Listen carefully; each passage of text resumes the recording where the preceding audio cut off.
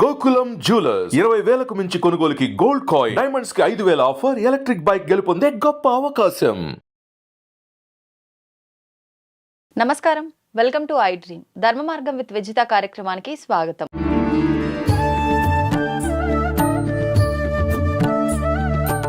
ఎలాగూ మాంసాహారం టాపిక్ వచ్చింది కాబట్టి మామూలుగా ఈ మధ్య కాలంలో చూస్తున్నాం, దేవతలకి కూడా మాంసాహారం నివేదన చేసే పద్ధతులు కొన్ని చూస్తున్నాం. నిజంగా ఇది శాస్త్ర ప్రకారంగా ఉందా? ఇది గ్రామ దేవతల దగ్గర చేస్తారు తల్లి. అన్ని దేవతల దగ్గర చెయ్యరు. గ్రామ దేవతల దగ్గర ఈ వ్యవస్థని వామాచార పద్ధతిగా మనం తీసుకోవాలి. ఈ వామాచార పద్ధతి ఒక రకంగా ఒప్పుకోదగినదే కానీ పూర్తిగా శాస్త్ర సమ్మతం అంత పూర్తిగా ఒప్పుకోదగింది కాదు. మనిషి పుట్టింది మోక్షం పొందటానికి. ఆ మోక్షం సంపూర్ణ ఈ వైదికమైన పద్ధతుల్లోనే కలుగుతుంది. మీరు ఎంత వామాచారం చేసినా, మీరు ఎంత కోరికలు కోరుకొని నేను కోళ్ళు సమర్పిస్తానన్నా, మేకలు సమర్పిస్తానన్నా, చివరికి మీకు చాలా ఆ కర్మ అనుభవించే వెళ్తారు. మళ్ళీ కర్మ బంధనంలో ఇరుక్కుంటున్నారు జంతు బలులు ఇవ్వటం వల్ల. అంతే, నేను మేకను సమర్పిస్తానంటాం లేదా ఇవి చేస్తాం. పూర్వ యుగంలో ఏం జరిగేదంటే, ఇప్పటిదాకా రాజుల గురించి మాట్లాడాలి. ఆ రాజులు గొప్ప గొప్ప యాగాలు చేసేవారు. ఉదాహరణకు అశ్వమేధ యాగం అని ఉంది.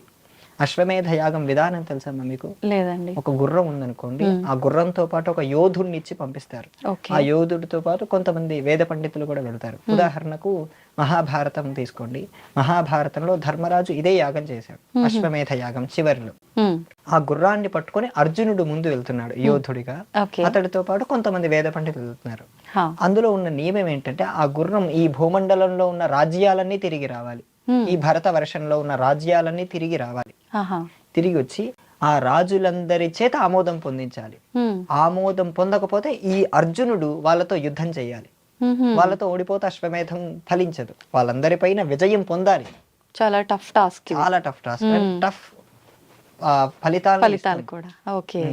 ఆయన తిరిగి రావడానికి ఎంత లేదన్నా సంవత్సరం అయినా పడుతుంది. అన్ని రాజ్యాలను జయించాలి. ఒక్కొక్క రాజ్యం వాళ్ళ దగ్గర ఉండేటువంటి సైన్యం అంతా ఉపయోగిస్తారు. అక్కడే యుద్ధం చేయాలి. ఇతడితో పాటు కొంత సైన్యం ఉంటే ఆ కొంత సైన్యం మళ్ళీ ఇక్కడ కూడా నియమం ఉందండి, ఆ రాజుని చంపకూడదు. ఎంత కోపం వచ్చినా ఇతడికి ఆ రాజుని చంపకూడదు. ఆ కోపాన్ని అణుచుకొని కేవలం అతడితో ఆమోదం మాత్రమే పొందించుకోవాలి. అంటే యాగం చేయడానికి ఆమోదమా? అంటే ఇంకా ఇతను సుప్రీం అవుతాడు, ఏకఛత్రంగా భూమండలాన్ని పాలిస్తాడు. ఆ సుప్రీం అవటానికి ఎంతో మందితో చేస్తాడు. చివరికి ఇతడు తిరిగి వచ్చాక, ఇతడు తిరిగి వస్తున్నాడని చెప్పి కొంతమంది స్పైన్ ని పెడతారమ్మా, ఎక్కడెక్కడ ఉంటున్నారు, ఏమేం చేస్తున్నారని. ఇతడు ఒక 2-3 రోజుల్లో మన రాజ్యానికి వస్తున్నారనగా ఈ రాజు ఆ రాజ్యంలో ఈ కార్యక్రమాలన్నీ మొదలు పెడతారు. మొదలుపెట్టి అతడు రాగానే, ద్వారం వద్దకు రాగానే అతడికి ఆహారతి ఇచ్చి గుమ్మడికాయ కొట్టి అతన్ని ప్రవేశం చేస్తాడు. ఆ యాగంలో 100 పశువుల్ని బలి చేస్తారమ్మా. 100 పశువుల్ని. మరి అది దోషమే కదా వాళ్ళకి. ఆ యాగ హోమంలో పశువుల్ని ఇలా చేయటం దోషం కాదు. అవి ఆ భావన వేరు, ఆ సబ్జెక్ట్ కూడా వేరు. ఓకే.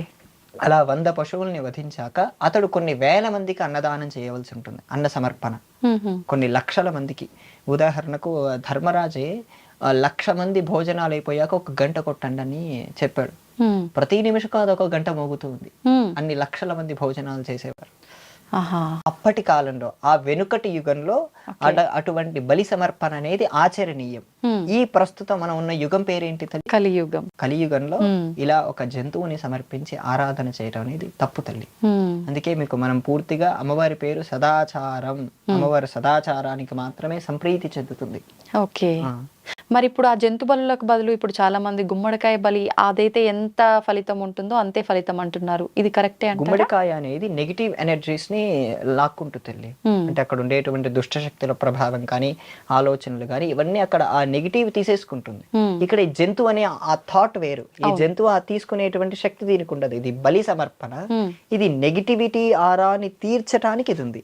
ఓకే. ఓకే. 2 సపరేట్ అమ్మా. అర్థమైందమ్మా? అందుకే మీరు ఇంటికి గుమ్మడికాయ కట్టుకున్నారంటే ఆ గుమ్మడికాయ కుళ్ళిపోవడం ఎప్పుడన్నా చూసారా? కారణం ఆ ఇంట్లో ఎక్కువ నెగిటివ్ పవర్స్ ఉందని అర్థం. నెగిటివ్ సిచ్యువేషన్స్ ఉన్నప్పుడు ఏమైనా మనమే సూక్ష్మంగా పూజ చేసుకోవటం, మన పైన బాగా నెగిటివ్ కన్నులు ఎక్కువగా ఉన్నాయని అర్థం. మనం ఎదుగుతుంటే తొక్కేసే వాళ్ళు మనల్ని అలాంటి వాళ్ళు ఎక్కువగా ఉన్నారని అర్థం తల్లి. అటువంటి అప్పుడు ఆ గుమ్మడికాయ మన ఇంట్లో ఆ లక్ష్మీదేవి ఆరాధన చేసుకుంటే కాస్త తగ్గుతుంది. అదొక్కటి సరిపోతుంది అంటారా? సరిపోతుంది. ఆ గుమ్మడికాయ ప్రభావం వెంటనే కొంతమంది పెట్టిన రోజే కుళ్ళిపోవటం చూసాను. అటువంటి వాళ్ళకి ఇంకా ఎక్కువగా ఉంటుంది. ఆ చేసే పద్ధతి కూడా కొంచెం తెలిసి ఆ ఇంటికి దిష్టి తీయటం, దిష్టి తీసి ఆ గుమ్మడికాయ కొట్టడం, ఇంకో గుమ్మడికాయ ఇక్కడ పెట్టడం, ఇలా చేస్తే తొందరగా తగ్గిపోతుంది. ఓకే. ఇప్పుడు ఈ గుమ్మడికాయ కట్టే విధానం కూడా మనం తిథి, నక్షత్రం ఇలాంటివి చూసుకోవాలంటారా? కొంతమంది ప్రతి అమావాస్యకి గుమ్మడికాయ కడుతూ ఉంటారు. ఇలా మార్చుకుంటూ ఉండాలంటారా ప్రతి అమావాస్యకి, లేదంటే కుళ్ళిపోయినప్పుడు మాత్రమే మార్చుతూ ఉండాలంటారా? 2 రకాలు ఉన్నాయి తల్లి. కొంతమంది పౌర్ణమికి మారుస్తారు, ఓకే. కొంతమంది అమావాస్యకు ఏదైనా ఆలయంలో పెట్టి పూజ చేయించి రాత్రి ఉంచి మళ్ళీ తీసుకొచ్చి వెళ్ళి కడుతూ ఉంటారు. ఆహా. ఇలా చేయటం ద్వారా ఏంటంటే ఆ గుళ్ళో ఉండే ఎనర్జీస్ ఈ గుమ్మడికాయలోకి ప్రవేశించి ఆ ఇంటిని ఆ ఎనర్జీస్ ప్రొటెక్ట్ చేస్తాయి. అప్పుడు ఆ గుమ్మడికాయ కుళ్ళిపోయేంత వరకు పెట్టుకోవచ్చు. ఓకే. అది కుళ్ళిపోయాయి ఇంకోటి కూడా అలాగే చేసి గుళ్ళో పెట్టి మళ్ళీ తీసుకొచ్చి పెట్టుకోవటం ద్వారా అది ఫలిస్తుంది తల్లి. ఇప్పుడు మన మెయిన్ సబ్జెక్ట్ ఇలా భగవంతుణ్ణి ఆరాధించటం అనేది ఈ యుగంలో తప్పు తల్లి. ఒక జంతువుని సమర్పించి ఇలా చేయటం అనేది తప్పు. అది వామాచార పద్ధతిలో ఉంది. ఇప్పటికీ మీరు అస్సాం కామాఖ్య వంటి క్షేత్రాలకు వెళ్తే అక్కడ ఇప్పటికీ మన చుట్టూ చాలా జంతువులు తిరుగుతూ ఉంటాయి. మళ్ళీ నెక్స్ట్ డే ఉండవు, చంపేస్తారు, అమ్మవారికి సమర్పణ చేస్తారు. అక్కడ ఉండే పద్ధతి వేరు, అక్కడ ఉండేటువంటి విధి విధానం వేరు. అదంతా పూర్తి వామాచారంతో జరిగేటువంటి ఆలయ క్రమ పద్ధతి. వామాచారంలో జంతుబలి ఉంది, అక్కడ ధర్మ అధర్మం అనే విచక్షణ స్థితి ఉండదు. అక్కడ మత్స్యము, మాంసము, మైథునము ఇలా చాలా రకాల 5 రకాల ప్రక్రియల్ని చేస్తారు. ఆ ప్రక్రియ పద్ధతి వేరు. మన ప్రాంతంలో మన గ్రామ దేవతల దగ్గర సమర్పించాలనుకున్నది మీరు బోనం సమర్పిస్తారమ్మా. మీరు గమనిస్తే మీ ఇంట్లోనే స్వయంగా ఉండి అన్నము దాంట్లో బెల్లము వేసి మీరే భక్తితో చేసి దాన్ని సమర్పిస్తే అమ్మవారు స్వీకరిస్తారమ్మా. ఇంకా కొంతమంది కళ్ళు వంటివి కూడా స్వీకరిస్తారు. కళ్ళు శాఖ ఇలా శాఖగా ఆ పోతురాజు దగ్గర పోయటం వంటివి కూడా చేస్తూ ఉంటారు. ఎంతవరకైనా ఒక ప్రాణికి ఇబ్బంది పెట్టనంత వరకు మనం ఎన్నైనా చేయొచ్చమ్మా. ఆ ప్రాణిలో కూడా ఆత్మతత్వం అని ఉంది మనం ఎరిగినప్పుడు ఖచ్చితంగా అటువంటి పనులు మనం చెయ్యం. ఓకే. ఓకే. అయితే ఇప్పుడు భగవంతుడికి చాలా మంది మొక్కులు మొక్కుకుంటూ ఉంటారు. కొంతమంది ఆ మొక్కులు మర్చిపోతుంటారు, కొంతమంది గుర్తున్న మొక్కులు చెల్లించరు. ఇటువంటి క్రమంలో దోషం ఏమైనా కలిగే అవకాశం ఉంటుందంటారా? వాక్కుకు మనస్సుకు 2 శక్తులు ఉంటాయమ్మా. మన వాక్కు మన మనస్సు విశ్వంలో ఉండే శక్తులకు ఇంటర్లింక్ అయి ఉంటాయి. మీరు పుట్టినప్పటి దగ్గర నుంచి ఏ పూజలు చేయనక్కర్లేదు, ఏమీ చేయనక్కర్లేదు. మీరు కేవలం సత్యమే మాట్లాడుతూ డిప్లొమాటిక్ గా సమయస్ఫూర్తిగా సత్యమే మాట్లాడుతూ, అబద్ధం చెప్పవనట్లేదు. సమయస్ఫూర్తి అంటే సత్యమే మాట్లాడుతూ ఉంటే మీరు మాట్లాడేటువంటి అక్కడ తప్పు అది అయినప్పటికీ అది సత్యమే అవుతుందమ్మా. అది సత్యం మన వాక్కుకు విశ్వంలో ఉండే శక్తులు సహకరించి అది సత్యం చేస్తాయి. ఇది పూజలతో సంబంధం లేదు. పూజ మళ్ళీ ఆప్షనల్. అక్కడ మీరు సత్యం మాత్రమే మాట్లాడగలిగితే ఎటువంటి కష్ట పరిస్థితి అయినా సరే డిప్లొమాటిక్ గా ఉండి సత్యం మాత్రమే మాట్లాడగలిగితే విశ్వంలో ఉండే శక్తులు మనకు సహకరించి అది చేస్తాయి. మీరేమన్నారు ఇంకోటి, మనస్సుతో కూడా, మనస్సు ఎంతో అపవిత్రమైన భావనతో ఉంటుంది. ఆ చిత్తం సందర్భంలో చెప్పాం. ఆ పూర్తి పవిత్రమైన భావనలో ఉన్నప్పుడు మనం ఏం కోరికున్నా సరే అది ఫలిస్తుంది. ఇక్కడ మనం నార్మల్ సబ్జెక్ట్ వచ్చినప్పుడు వాళ్ళ కోరికలు తీర్చుకోవటం కోసం నేను ఇది సమర్పిస్తాను అని వాళ్ళే కోరుకుంటారు. వాళ్ళు కోరుకున్నప్పుడు వాళ్ళు తీర్చకపోతే వాళ్ళదే కదా తల్లి తప్పు. వాళ్ళు తప్పు చేసి మళ్ళీ నేను తీర్చకపోతే ఏమైనా అవుతుందా అని అడగటం కూడా అది మూర్ఖత్వమే అంటారు తల్లి. అవునా కాదు? అవును. అయితే కొంతమంది డిలే చేస్తుంటారు బాగా. అంటే ఇప్పుడు ఫర్ ఎగ్జాంపుల్ ఆ క్షేత్రం దూరంగా ఉండొచ్చు, వెళ్ళటానికి వీలు కాకపోవచ్చు, మళ్ళీ వెళ్దాం అలా పోస్ట్ పోన్ అవుతూ ఉంటుంది. అట్లా కూడా చాలా మంది భయపడుతూ ఉంటారు. మేము వెళ్ళాలనుకుంటున్నాం కానీ ఏంటో అన్ని ఆటంకాలు వస్తున్నాయి, మరి ఆ మొక్కు చెల్లించుకోలేకపోతున్నాము, దీనివల్ల మాకేమైనా ఇబ్బంది కలుగుతుందేమో అని కొంతమంది అనుకుంటూ ఉంటారు కదా. భగవంతుడు అవకాశాలు ఇస్తాడు తల్లి. అందుకే సత్యనారాయణ వ్రత కథలో 3వ కథ మీరు గమనిస్తే ఆ వైశ్యుడికి సంతానం కలిగిన తర్వాత నేను వ్రతం చేస్తానంటాడు, కానీ చేయలేదు. చివరికి వాళ్ళ భార్య గుర్తు చేస్తుంది, ఏమండి వ్రతం చేద్దామా అంటే మన అమ్మాయి వివాహ సమయంలో తప్పక చేద్దామంటాడు. అమ్మాయికి పుట్టిన 11వ రోజు అమ్మాయి నామకరణం అప్పుడు గుర్తు చేస్తుంది. వివాహం ఎప్పుడండి? ఎన్నేళ్ల గ్యాప్ ఉంది? అన్నేళ్ల గ్యాప్ లో వెళ్ళొచ్చు కదా. అతడు మర్చిపోయి అహంకారంతో ప్రవర్తించాడు కాబట్టి భగవంతుడు శిక్షించాడు. ఇక్కడ కూడా మనం ఆ కథని మన జీవితానికి ఇంటర్లింక్ చేసుకోండి. మీ ఎంతకు మీరే కోరిక కోరుకొని మీరు తీర్చకుండా మీరే అహంకారంతో ప్రవర్తిస్తున్నారంటే అటువంటి శిక్షలు ఆటోమేటిక్ గా పడుతున్నాయి. అవి భగవంతుడు అలా చేయటానికి కారణం మీరే మాట ఇచ్చారు, మీరే తప్పు చేశారు. శాస్త్రంలో ఒక్కదానికి పరిష్కారం లేదు తల్లి. ఏదో చెప్పగలరా? ఏంటండి? కృతజ్ఞత కాదు, కృతజ్ఞత. దానికి అంటే కృతజ్ఞత అంటే గ్రాటిట్యూడ్, ఆ, కృతజ్ఞత అంటే ఇన్గ్రాటిట్యూడ్. ఓకే. ఇన్గ్రాటిట్యూడ్ అంటే తెలుసు కదమ్మా. ఆ, ఎవరికైనా మనం కృతజ్ఞత తెలుపుకోవాలని మనలో మనకు అనిపించడమా? కృతజ్ఞత భావం అనేది గ్రాటిట్యూడ్, కృతజ్ఞత జ్ఞాటిట్యూడ్ అనేది మోసం చేయటం తల్లి. దాన్ని అలాంటి దాన్ని రాక్షసులు లేదా కుక్కలు కూడా అటువంటి శవాన్ని వాసన కూడా చూడవు, కృతజ్ఞతా దోషం ఉన్న వాళ్ళని. ఇన్గ్రాటిట్యూడ్, అన్గ్రాటిట్యూడ్ అంటారు దాన్ని ఇంగ్లీష్ లో. Okay, okay.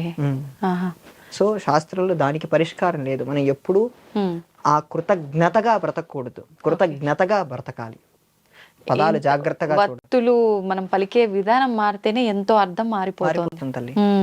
కృతజ్ఞత అంటే మనం చూపించుకునేటువంటి ప్రేమ భావం. అవునా కదా? అవును, అవును. మీ అమ్మగారు రోజు అన్నం చేసి మీరు పెడుతున్నారు, మీరు ఆవిడికి చూపించవలసింది ఏంటి? కేవలం ప్రేమే. అవును. ఆవిడ పైన అరిచి గోల చేసి ఇదంతా చేస్తే ఆవిడకి ఏమవుతుంది? బాధ కలుగుతుంది. ఆవిడ కృతజ్ఞతగా మీరు చూపించవలసింది ప్రేమ, అంతే. ఇక్కడ కూడా వాళ్ళు సహాయం చేసినప్పుడు మీరు చూపించవలసింది కేవలం ప్రేమే. ఆ ప్రేమ చూపించకుండా వాళ్ళని మీరు మోసం చేశారంటే అటువంటి దానికి శాస్త్రంలో పరిష్కారమే లేదు. పరిష్కారం లేదంటే వాళ్ళు ఎంత తప్పు చేశారనేదే అర్థం తల్లి. ఓకే. అయితే అండి, మన హిందూ ధర్మం విషయానికి వస్తే మన ధర్మాన్ని కాపాడుకోవాల్సిన బాధ్యత మనందరి చేతుల్లో ఉంది. మనం పోరాడాలి అని చెప్పి మనం ఇందాక మాట్లాడుకున్నాం. మనం పోరాడాలి అని అనుకున్నప్పుడు ఫస్ట్ మనలో మనమే కులాలు కులాలు అని చెప్పి వాదించుకొని గొడవలు పెట్టుకొని పెద్ద పెద్ద తగాదాలకు కూడా వెళ్ళే సందర్భాలు చూస్తున్నాం. మా కులం గొప్ప అని, మా కులం గొప్ప అని చెప్పి. నిజంగా శాస్త్రంలో ఈ కులాలు, ఈ వర్ణాలు ఇవన్నీ ఉన్నాయా? ఇలా కొట్టుకొని పోతూ ఉంటే మనం ఇంకా మన ధర్మం గురించి మాట్లాడేది, కాపాడుకునేది అసలు ఎప్పుడు? మంచి ప్రశ్న తల్లి. వర్ణం అనేటువంటి వ్యవస్థ మన ధర్మంలోనే ఉంది. మనకు వేదాల్లో కూడా దీనికి ప్రమాణం కనపడుతుంది. వర్ణ వ్యవస్థ వర్ణాన్ని ఆధారం చేసుకుని ఆ కులాన్ని ఏర్పడింది తల్లి. ఉదాహరణకు మీరన్నారు వైషమ్యం వేరు, ఇక్కడ ఈ కుల పద్ధతి వేరు. జాగ్రత్తగా గమనించండి. మన ధర్మంలో ఆ వ్యవస్థ చెప్పిందంటే ఆ వ్యవస్థ పరస్పర అవగాహన, పరస్పర సహకారంతో మాత్రమే ఉండేది. ఒక్క 300 ఏళ్ళు వెనక్కి వెళ్దాం తల్లి. 300 ఏళ్ళు వెనక్కి వెళ్ళినప్పుడు మనకు ఇప్పుడు ఉండేటువంటి ఈ గేటెడ్ కమ్యూనిటీ సిస్టమ్ ఉంది. ఆ గేటెడ్ కమ్యూనిటీ సిస్టమ్ని ఆ కమ్యూనిటీ సిస్టంలో ఉండేవారు. ఉదాహరణకు ఇప్పటికీ దూదేకుల బజార్ అని, కుమ్మరి వీధి అని, సాలె వీధి అని ఇలాంటి పేర్లు మీరు వింటున్నారా? చూసారా? ఆ వీధి అంతా అప్పటివే తల్లి, పేర్లే మారలేదు. కానీ ఇప్పుడు మనుషులు అక్కడ ఉండేటువంటి వాళ్ళ భావజాలంలో మార్పులు వచ్చాయి. ఆ కుమ్మరి వీధి అన్నప్పుడు ఆ కుండలు చేసుకునే వాళ్ళంతా పరస్పరంగా ఒక చోట ఉండేవారు. అగ్రహారం అంటారు. ఈ బ్రాహ్మణులందరూ ఒక చోట ఉంటారు, ఈ వైశ్యులంతా ఒక చోట ఉంటారు. ఇలా ఉండటం ద్వారా చాలా మేలు జరుగుతుంది తల్లి. ఏంటంటే ఈ ఉదాహరణకు కుమ్మరి పని చేసుకునే వారు ఉన్నారు అనుకోండి. కుమ్మరి పని చేసుకునే వారందరూ ఒక చోట ఉండటం ద్వారా వాళ్ళలో వాళ్ళకు స్నేహం కలుస్తుంది. ఎవరు 100% ఎవరు ఒకరు తగ్గించుకోవాలనేటువంటి భావన ఎవరికి ఉండదు. ఎందుకంటే అందరూ ఒకటే పని చేస్తున్నారు. ఆ పక్కన ఉండేటువంటి వేరే వృత్తి చేస్తున్న వాళ్ళు కూడా వీళ్ళు తక్కువ వాళ్ళనే భావన లేదు తల్లి. ఇప్పుడు పరుపులు కుడతారు, పరుపులు కుట్టే వాళ్ళకు, కుండలు చేసే వాళ్ళకు వీళ్ళు తక్కువ వీళ్ళు ఎక్కువ అనే భావన ఎవరికీ లేదు.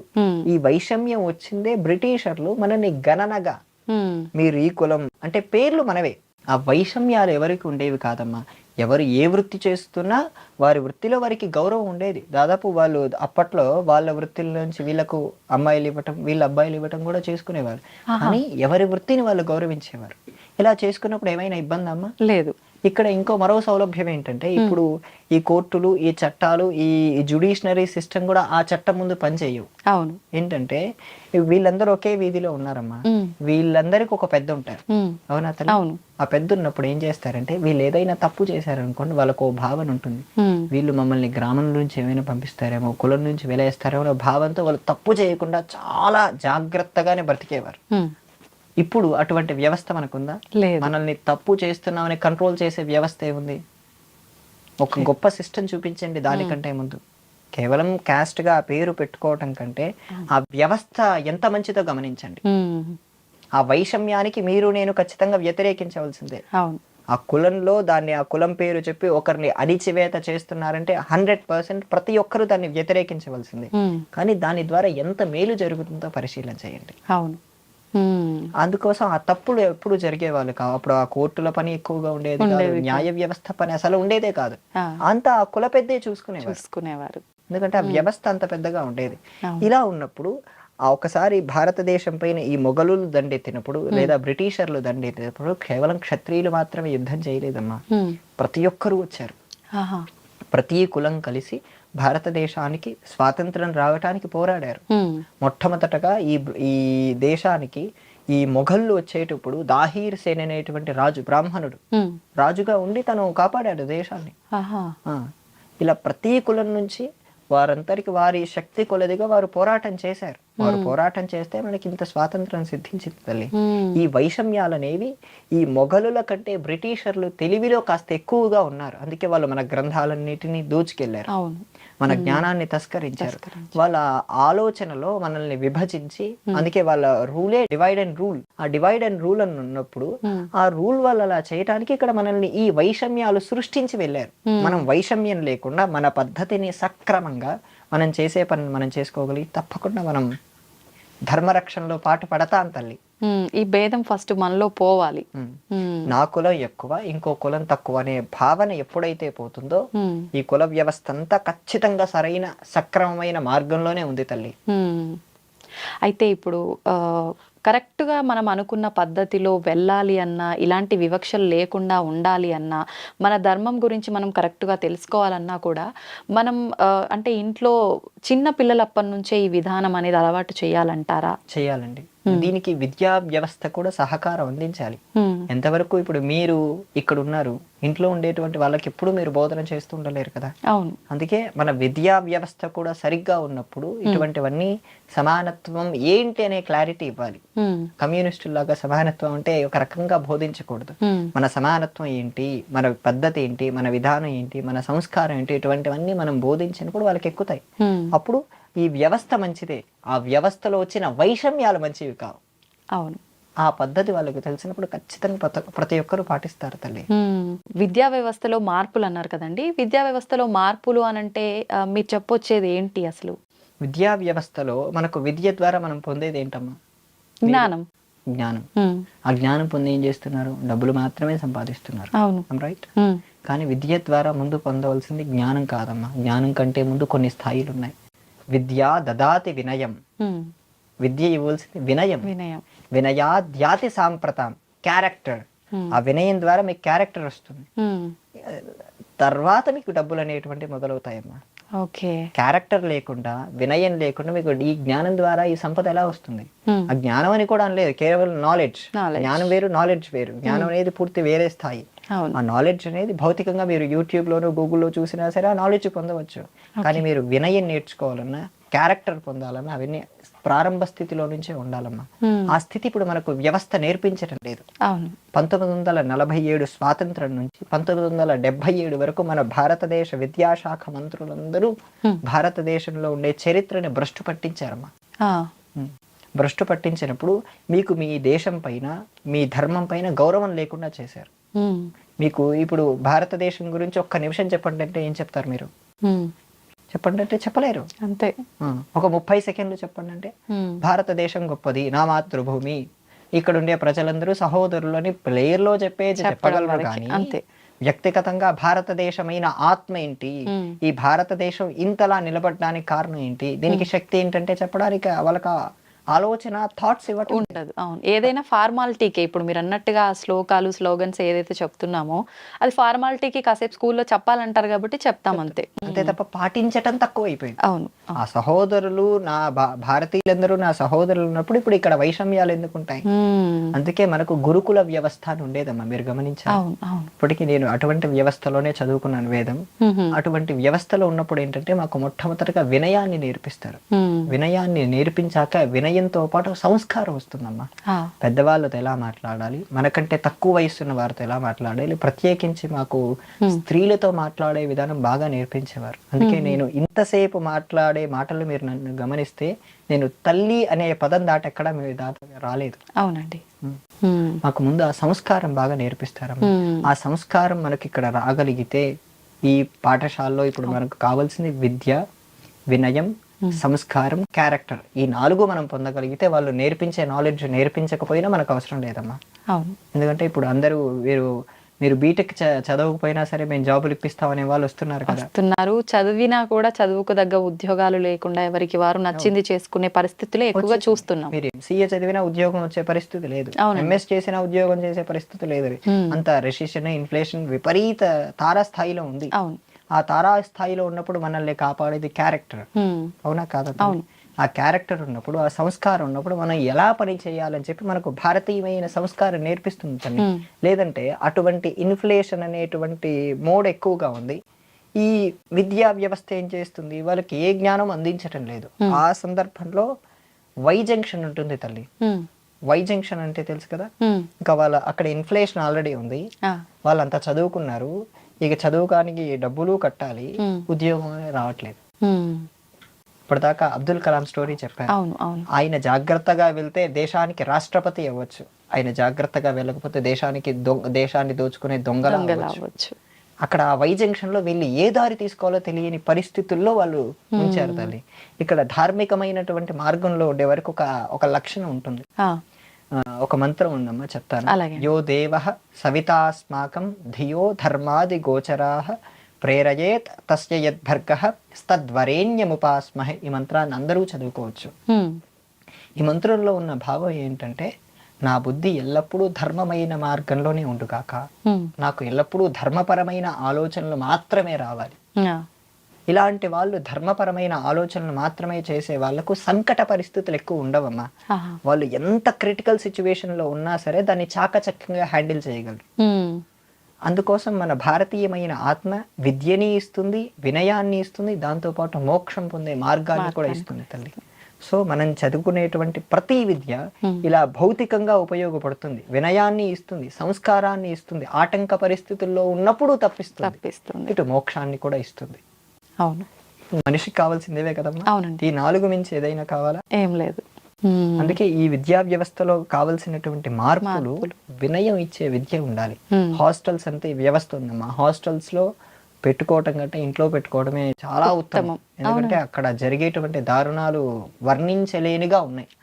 అటువంటి దారుణాలు జరుగుతున్నాయి, దాంట్లో ఇంట్లో పెట్టడమే చాలా ఉత్తమం. అందుకోసం గురుకుల పద్ధతిని కాస్త అడాప్ట్ చేసుకొని ఇప్పుడు ఉండేటువంటి విద్యా వ్యవస్థ వాళ్ళ దాంట్లో మార్గాలు, వాళ్ళు చెప్పేటువంటి సబ్జెక్టులన్నీ మార్పు చేసుకుంటూ, మార్పు అంటే ఉదాహరణకు ఓ సబ్జెక్ట్ ఉందమ్మా, ఆర్య ద్రావిడ సిద్ధాంతం అంటారు, విన్నారా? ఆర్య ద్రావిడ సిద్ధాంతాన్ని మ్యాక్స్ ముల్లర్ అనేటువంటి ఒకడు కనిపెట్టాడు.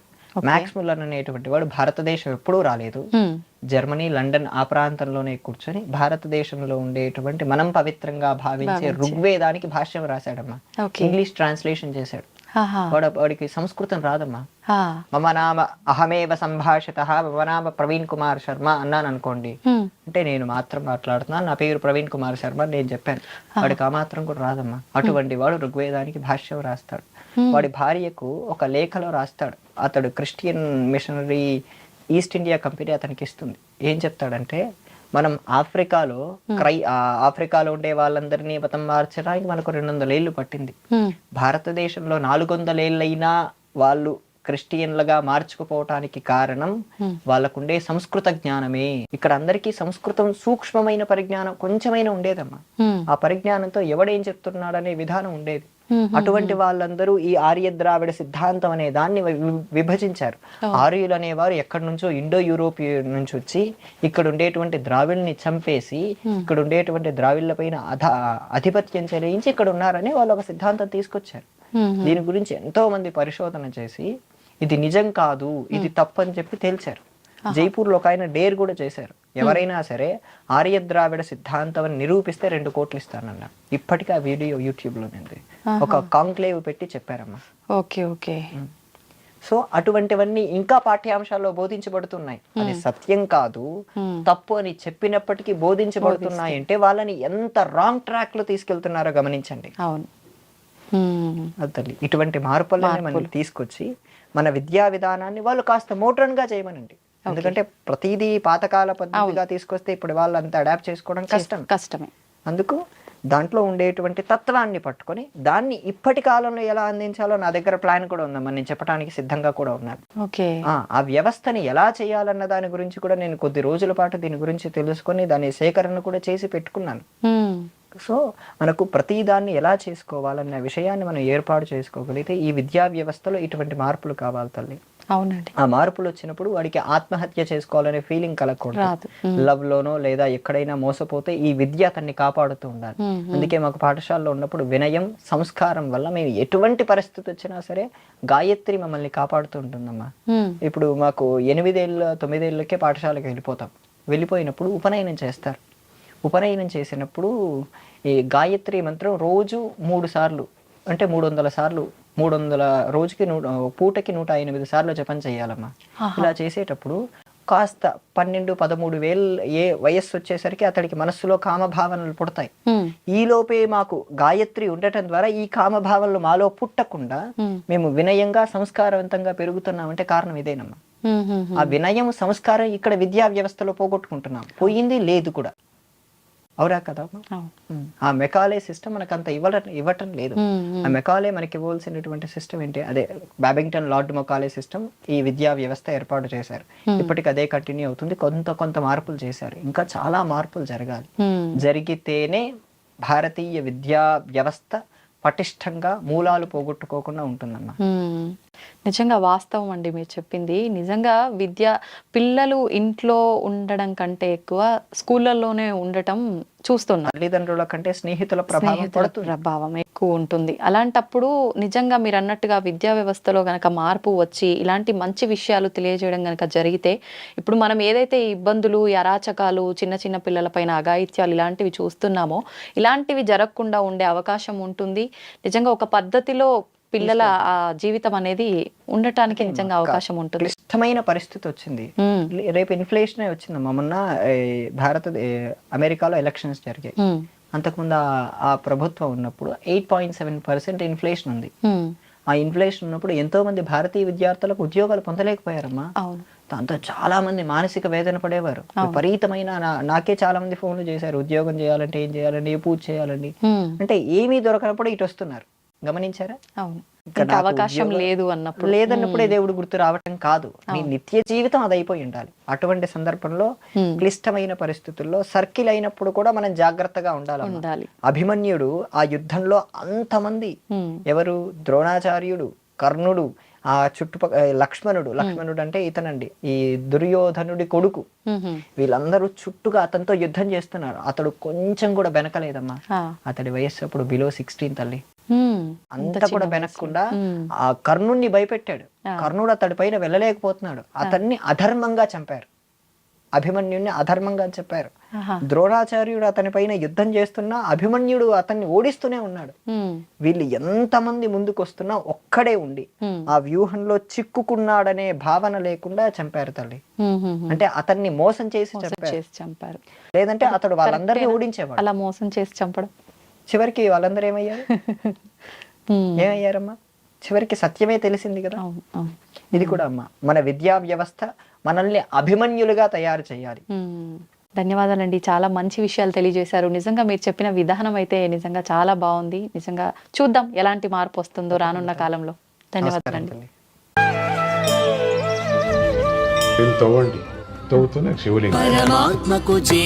సరే దాన్ని అట్లా కప్పేసేయండి, చూపించదండి. Krishna is there. మూర్తి పూజ కాదు, సాక్షాత్ బ్రజేంద్ర నందన భగవాన్ ఉన్నారు మూర్తిలో. ఏమీ ఆశించకుండా ఆరాధించే వాళ్ళు కూడా ఉన్నారా ప్రభుజీ? నిజమైన భక్తి అంటే మనకు తెలియదు కాబట్టి